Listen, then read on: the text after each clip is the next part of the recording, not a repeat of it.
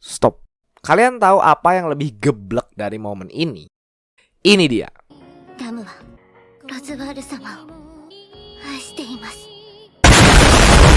Yeah, kalau Subaru ngomong aku cinta Emilia, si Roswa ngelempar a fucking bola api keram like what? Oke, kembali lagi bersama gue ngobrolin perjalanan bucin Subaru edisi season 2 part 2. Tentu aja ini video bakal nge-spoiler season 2 part 2. Kalian sudah diperingatkan, oke? Sebelum gue masuk ke pembahasan, gue mau minta tolong deh. Coba itu tombol subscribe pencet dulu. Satu kali aja, oke? Jangan 2 kali. Karena 80% dari kalian itu belum subscribe ke channel ini. So go subscribe, oke? Kalau mau gue jelasin ReZero season 2 part 2 ini tuh kayak gini. Oke, guys, formula penderitaan Subaru ini udah mulai basi. Gimana cara ngeberesinnya? Gimana kalau kita kasih penderitaan tapi ke Emilia? Wah, genius, like wow, genius. Kalau di season 2 part 1 itu isinya kita ngelihat Subaru yang harus berubah dari orang yang selalu ngandelin kekuatan respawnnya buat ngeberesin semua masalah, jadi orang yang harus belajar minta bantuan orang lain buat ngeberesin masalahnya. Disitulah peran Otto muncul sebagai best girl yang bakal membangkitkan semangat Subaru melewati rintangan ini. Otto yang beranjak jadi best girl di sini tuh keren sebenarnya, nggak bohong gue. Dia itu orang yang dikiranya bakal jadi karakter gak penting, justru malah jadi kunci dari semua ini. Karena Otto adalah faktor yang gak diperkirakan Roswell sama sekali. Lanjut ke episode 2, yang lagi-lagi emang ReZero ini jago banget gitu, ngebuat obrolannya jadi masterpiece. Obrolan Emilia sama Subaru di sini nih, yang penting banget buat berkembangnya Emilia. Karena kita tahu sejauh ini Emilia itu enak banget kerjaannya, cuma duduk manis nunggu diselamatin Subaru. Nah, di sini dia udah nggak bisa kayak gitu lagi karena skemanya Roswell. Maka dari itu di sini Emilia harus bisa ngeberesin bagiannya dengan lulus ujian Echidna untuk membebaskan Sanctuary. Jadi apa yang Subaru lakukan di sini untuk menyemangati Emilia? Ngemarahin Emilia. What the fuck? Yap, akhirnya Subaru sadar gitu kalau Emilia ini nyusahin gitu. Hal ini penting banget karena Emilia dibentuk sama Roswell itu cuma buat jadi anak kecil yang gak bisa apa-apa.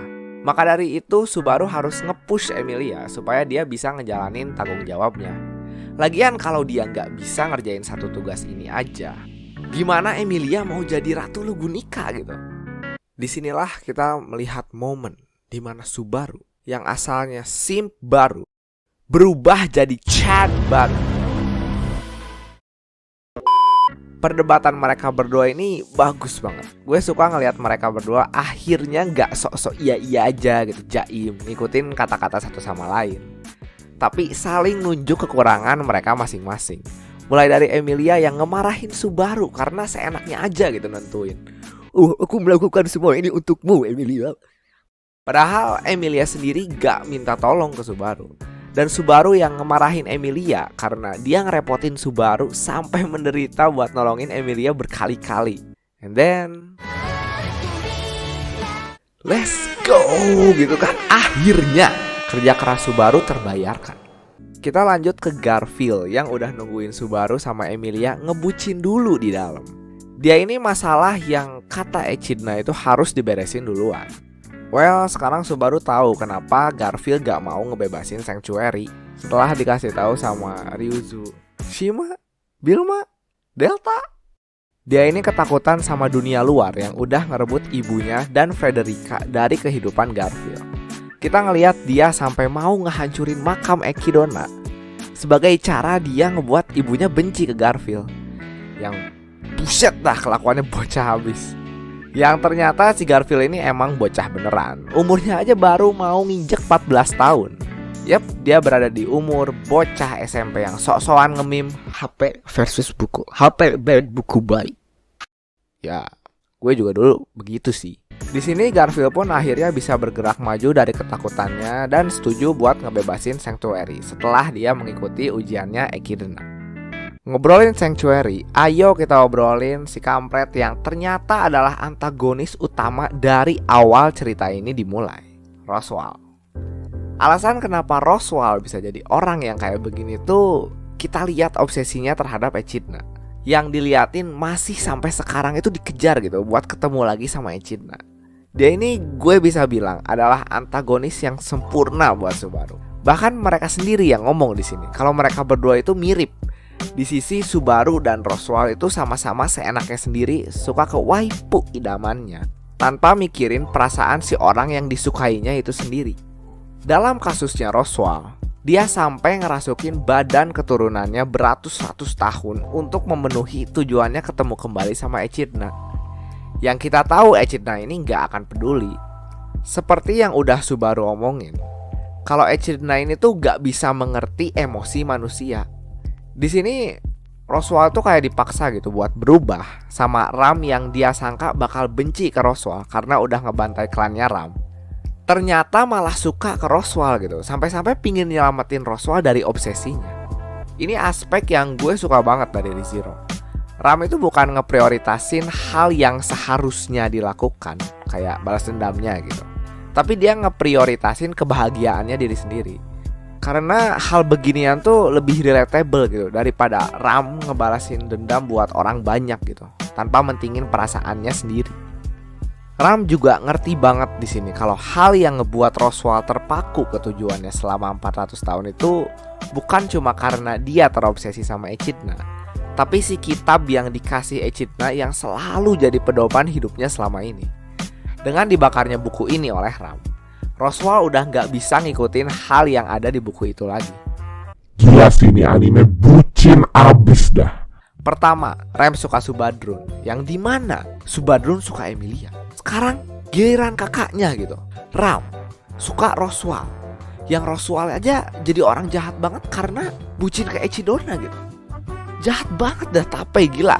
Udah Rem di season 1, sekarang kita dikasih Ram yang sama-sama tertolak kayak adiknya. Like what the fuck. Sekarang kita lanjut ke loli favorit semua orang, Petra. No, bukan Petra yang itu.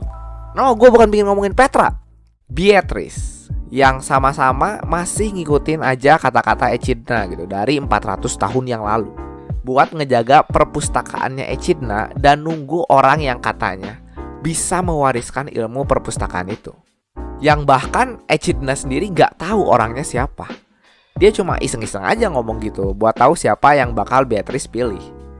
Tentu aja Beatrice gak milih gitu karena Echidna ngomong orang itu. Berarti ada orang yang bakal disuruh Echidna buat datang ke perpustakaan itu. Sedangkan Echidna sendiri gak milih siapa-siapa. Gak mikirin apa Beatrice itu bakal nungguin beratus-ratus tahun buat milih orang yang Echidna sebut orang itu.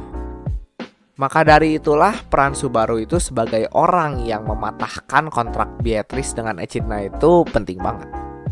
Emang kalau kita lihat pas Beatrice nanya ke Subaru, apakah Subaru orang itu? Kenapa Subaru itu nggak jawab ya aja gitu, bohong dikit kenapa? Susah banget. Biar Beatrice langsung ikut aja sama Subaru keluar dari perpustakaan itu.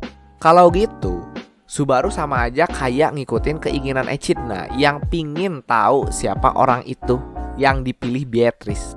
Tetap aja Beatrice tuh masih ngikutin kontraknya dengan Echidna. Karena itu Subaru gak mau disebut orang itu yang ditunggu-tunggu Beatrice selama 400 tahun tuh penting, supaya Beatrice bisa lepas dari kontrak yang udah ngebuat Beatrice menderita hidup di perpustakaan itu sendirian selama 400 tahun. Poin dari semua yang Subaru lakukan di season 2 part 2 ini adalah buat nolak ngeberesin masalah dengan cara Echidna. Kalau Subaru di sini bohong ke Beatrice, ya sama aja semua yang dia lakukan ini percuma. Akhirnya pun Beatrice mau keluar dari perpustakaannya dan bahkan ngikat kontrak baru sama Subaru. Ya kontrak yang mereka berdua ini mirip sama Puck dan Emilia lah. Ujian Echidna ini brilian banget sih. Bisa dibilang nge-cheat kalau kata gue. Kalau biasanya kita lihat nonton anime tuh adegan flashback yang terjadi tuh di saat-saat penting gitu. Biasanya kayak lagi bertarung. Di sini si adegan flashback bukan terjadi buat diinget doang, tapi karakter-karakter di sini tuh harus menghadapi masa lalunya dan ketakutan yang mereka bawa selama hidupnya itu buat jadi orang yang lebih baik. Tema yang dibawa di season 2 ini kalau bagi gue sendiri itu kayak ngeliat anak kecil yang tumbuh dewasa menjadi orang yang lebih baik. Kita lihat Subaru, Garfield, Emilia, Roswell, dan Beatrice tuh mereka semua dihadapkan dengan ketakutannya di masa lalu untuk bisa bergerak maju. Garfield yang berhadapan dengan masa lalunya, ngelihat ibunya terkena kecelakaan tanah longsor, sehingga dia takut sama dunia luar. Emilia yang bahkan bukan cuma mengikuti satu ujian buat menghadapi masa lalunya, tapi 3 sekaligus. Setelah menghadapi masa lalunya yang pahit di ujian pertama, Emilia diperlihatkan masa depan yang bahagia. Yang Emilia itu harus bisa menerima kalau itu semua tuh gak akan mungkin terjadi. Di ujian ketiga, Emilia diuji lagi keteguhannya untuk bergerak maju dengan diperlihatkan berbagai kemungkinan terburuk yang terjadi di masa depannya. Tapi karena Emilia tahu apapun yang terjadi, dia itu gak akan ditinggalin sendirian. Emilia pun bisa melewati ujian ini dengan sukses. Disinilah kelihatan berubahnya Emilia dari anak kecil penakut sampai harus disegel ingatannya sama Puck. Berubah jadi orang yang sekarang bisa diandalkan dan udah gak perlu pelindungan Puck maupun Subaru sekalipun. Jikalau semua yang terjadi sebelum season 2 part 2 ini adalah berubahnya Subaru, di sini Subarulah yang ngebuat teman-temannya berubah untuk menjadi orang yang lebih baik, menghadapi masa lalunya dan move on buat menghadapi masa depan. Kalau bagian pendewasaan Roswell dan Beatrice sendiri, emang mereka berdua itu nggak ngikutin ujian Echidna. Tapi mereka berdua bergerak maju dengan cara mulai berpikir sendiri gitu, tanpa mengandalkan buku Echidna. Mulai berpikir apa yang terbaik untuk mereka sendiri tanpa tergantung sama Echidna. Oke, masuk ke pendapat gue sendiri tentang season 2 secara keseluruhan. Gue cuma bisa bilang ini masterpiece sih, parah. Semua karakter di sini dikasih development yang krusial banget, yang ngerubah ReZero dari sebuah isekai yang bagus jadi sebuah cerita yang bagus aja gitu. Mau lu fans isekai, mau kagak, mau fans anime, mau kagak, gue yakin gitu semua orang bisa menemukan hiburannya tersendiri di ReZero.